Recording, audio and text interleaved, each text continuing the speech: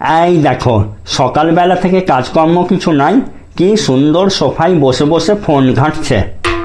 Wow, কি সুন্দর দেখতে। তাই না? এখনো কেমন ফিগারটাকে মেনটেন করেছি বোঝো তবে। এখনো রাস্তায় বেরোলে লোকে আমার দিকে এক দৃষ্টিতে তাকিয়ে থাকে। মইল যা, পূজার আবার শখ হয়েছে চিত হয়ে সুবার। তোমার কথা বলি নাই। এই দেখো না, অনলাইনে কি সুন্দর এই শাড়িটা। ওই বলছি, শোনো না, আমাকে একটু এই শাড়িটা কিনে দেবে? শাড়ি? আবার শাড়ি? এই তো সেদিন তোমাকে 3,000 টাকা দিয়ে একটা শাড়ি কিনে দিলাম তো। এই তো সেদিন বলছো কেন গো? বলো সেই কবে? 1 মাস আগে। 1 মাস আগে মানে কিছু বোঝো? 30টা দিন।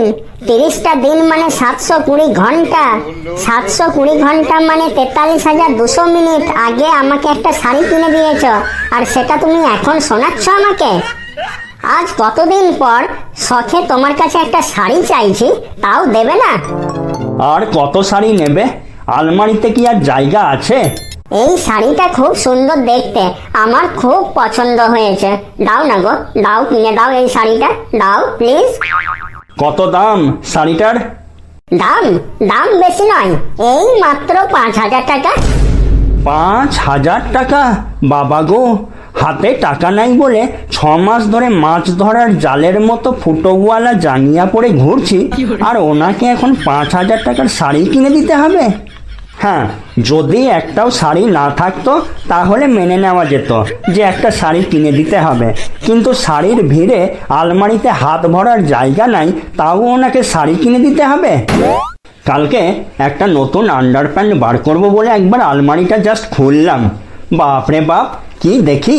মনে হচ্ছে যেন খড়ের পালয়ের ভেতরে কোথাও একটা ছোঁচ খুঁজছি।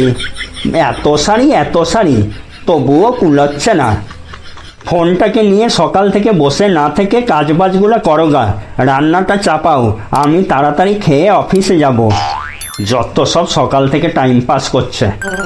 দাঁড়া, তোর বার করছি খাওয়া। এই যে এখানে মুখটাকে বেজার মতো করে বসে আছো যে, খিদে পেয়েছে, খাবার দেবে চলো। ভাত বাড়া আছে, নিজে নিয়ে খেয়ে লাও গা। কেন, তুমি খাবে না? না। কেন, কি হয়েছে, খাবে না কেন? তোমাকে তো আমাকে নিয়ে অত কেউ ভাবতে বলেনি, আমি খাবো না, ব্যাস খাবো না। আবার সেই এক কথা, তুমি কি খেপেছো নাকি গো? মরগা তুই, খাবি খা, না খাবি না খা। হ্যাঁ, সেই তো, আমার মরাটাই তো তুমি চাও। আমি না খেয়ে খেয়ে শুকিয়ে মরে যাই, আর তুমি আরেকটা বিয়ে করে ঘরে নিয়ে এসো। তোমাকে চিনি না আমি? কি হলোটা কি? তখন থেকে কি সব আজে বাজে কথা বলছো? কথা বলার আগে কিছু ভাবনা চিন্তা করো, নাকি যা মুখে আসছে তাই বলে দিলেই হলো? আমি তো খেপে গেছি, খেপাতে তো কি না বলে, অত ধরলে কি চলে? ওরে মা আমার, আর আমাকে জ্বালাস না, এবার দয়া করে বল কি হয়েছে তোর? কি আবার হবে? কিছুই হয় নাই। আমি আবার মানুষ নাকি যে আমার কোনো শখ আহ্লাদ থাকবে? আমার তো কোনো শখ আহ্লাদ বলে কিছু নাই।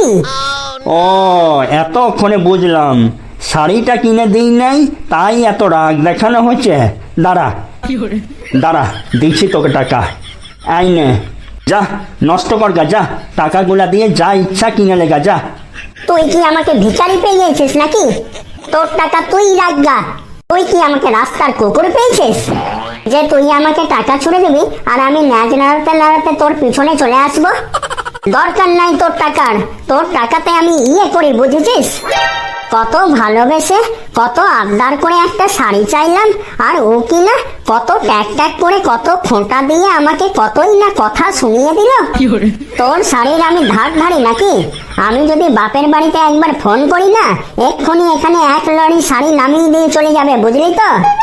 ধার ধারিস না তো, তোর এখানে থাকার কি দরকার? কে তোকে থাকার জন্য মাথার দিব্যি দিয়েছে? আর এতই যখন তোর বড়লোক বাপের বাড়ি, তখন তোর বাপের কাছে শাড়ির 5,000 টাকাটা চাইতে পারতিস। সকাল সকাল আমার কাছে 5,000 টাকার ভিক্ষা চাওয়ার কি দরকার ছিল? খতম। শোন, তোর ভাগ্য ভালো, আমি তোর কাছে শুধু 5,000 টাকা চেয়েছি। আমার তো লাখ টাকা চাওয়া উচিত ছিল তোর কাছ থেকে। আমার মতো বউ পেয়েছিস বলে এখনো খেয়ে দিয়ে গতর বাগিয়ে এখনো টিকে আছিস। আমার জায়গায় অন্য কেউ যদি থাকতো না, তাহলে তোকে না খেতে দিয়ে হাওয়াই বিলীন করিয়ে দিত। দর্শক বন্ধুদেরকে একবার শুধাই দেখো তো, কাকে কে খেতে দেয় গতটা দেখেই বলে দিবে। তোর কাছে আবার কোনো মানুষ থাকতে পারে নাকি? ও বাবা গো, তা তুমি কি বটো?